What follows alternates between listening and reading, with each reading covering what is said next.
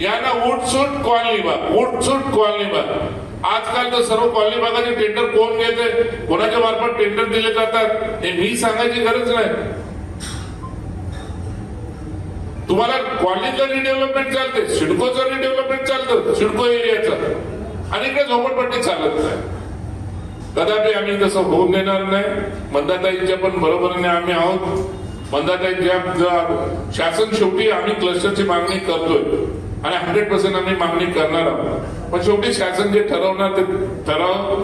आणि याच्यामध्ये झोपडपट्टीमध्ये कुठेही येणार आहेत, जिथे धार्मिक स्थळ आहेत ते धार्मिक स्थळ मिळतील आम्हाला, मैदान मिळेल आम्हाला, सर्व काही नियोजनबद्ध सर्व झोपडपट्टी डेव्हलप होतील। आज काही ठिकाणी मैदान नाहीत, काही ठिकाणी शाळा नाहीत, ह्या सर्व गोष्टी एकत्रितपणे केल्या जाईल आणि एकत्रपणे होऊन आमचा डेव्हलप होईल।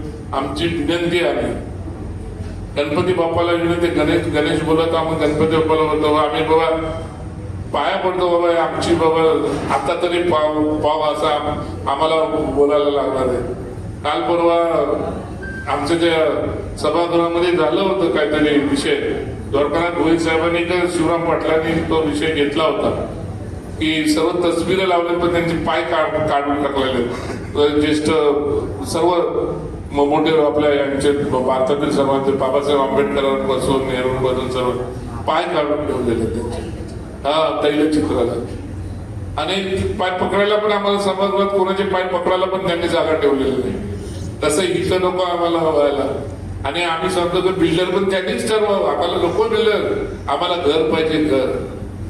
ते कुठल्या तरी नाटकामधले सारखी परिस्थिती आमची व्हायला लागली आहे, कोणी घर देतं का घर, कोणी घर देतं का घर, अशी परिस्थिती आमची व्हायला लागलेली आहे। हे कुठल्या नाटकातलं आहे, नट सम्राट मधले, या नट सम्राट मधले आता आमचं म्हणणं हेच आहे की आम्ही नट सम्राट नाटकासारखी आमची स्थिती व्हायला लागली। कोणी घर देतं का घर, कोणी घर देतं का घर। मी बोललो मोठे मन दाखवावं, आणि नट सम्राटामधले घर मागत होतं, यांनी सम्राट बनावं आणि आम्हाला पाहून आम्हाला घर द्यावं, हे अशी मी हे करतोय। कारण